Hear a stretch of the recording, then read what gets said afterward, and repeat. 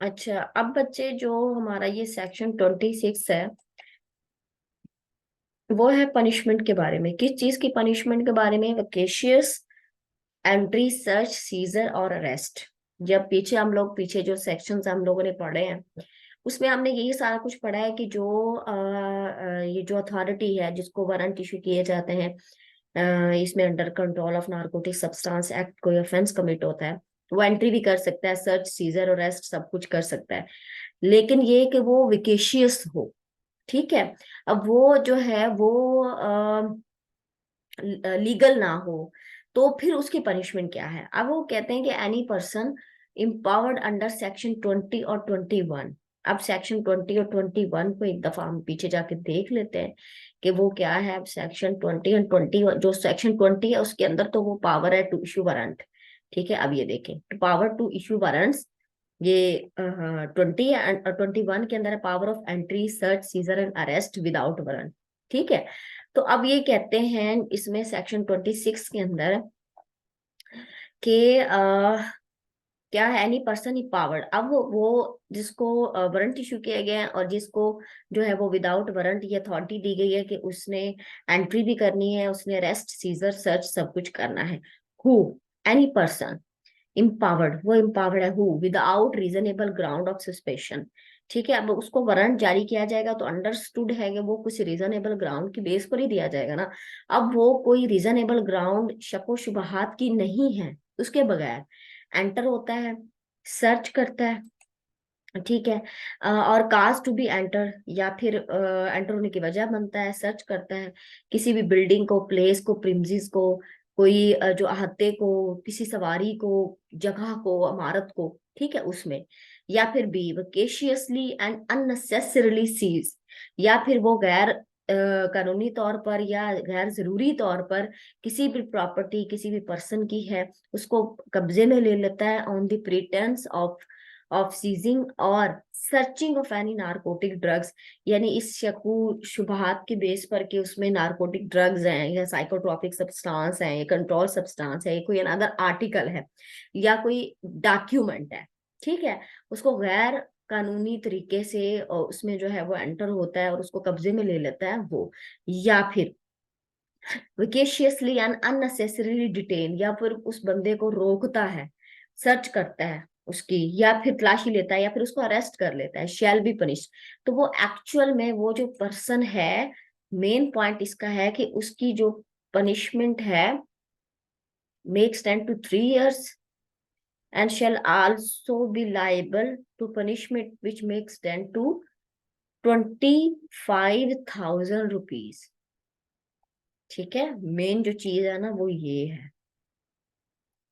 ठीक है, ये देखिए, मैंने उसको बोल्ड कर दिया है ताकि आप लोगों के लिए समझने में इशू नहीं हो। ठीक है।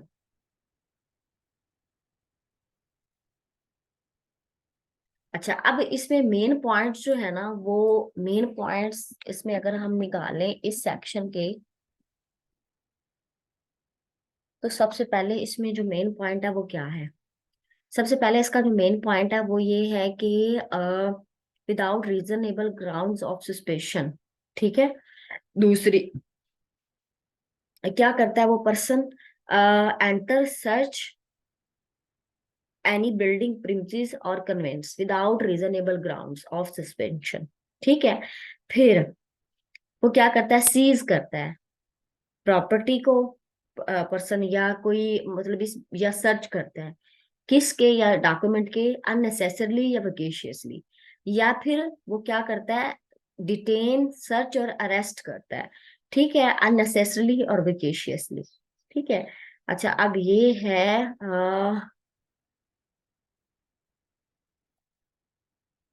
एंटर्स,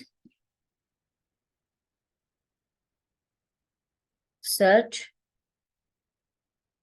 और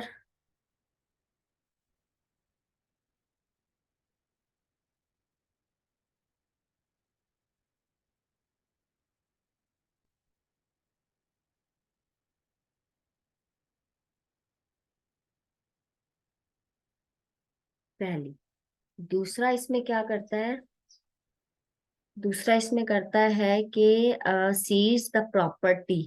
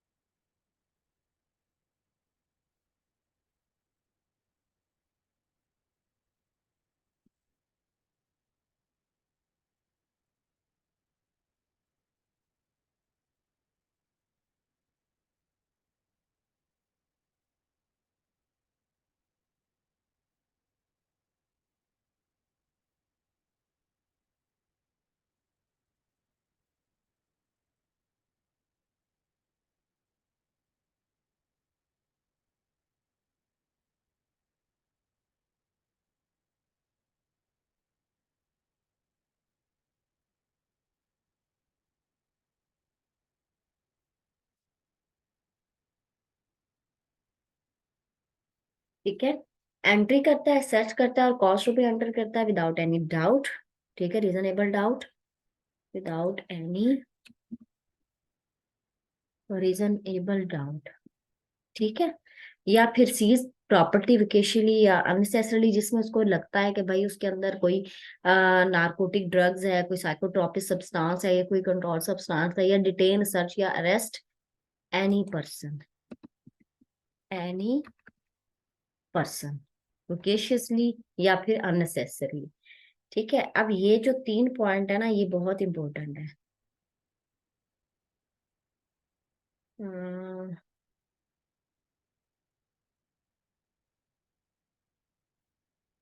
ये हो गया। अच्छा, इसका हम फाउंड भी छोटा कर लेंगे, और उसके बाद इसकी जो पनिशमेंट है, पनिशमेंट है कितनी इसकी, हमने इसको हाईलाइट किया था। अब वो पनिशमेंट है मे एक्सटेंड टू 3 years। उसके बाद फाइन मैंडेटरी है, shall also be liable to fine. ठीक है, जो कि 25,000 रुपीज तक एक्सटेंड हो सकता है। 3 years may extend to 3 years। 3 years fine mandatory,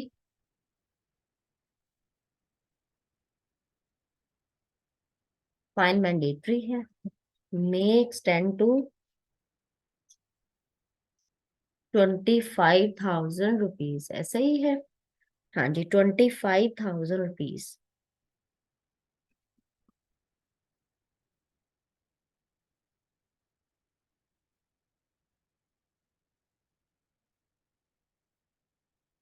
ठीक है, अब हम इनका फाउंड थोड़ा छोटा कर लेते हैं, बहुत बड़ा फाउंड है ये।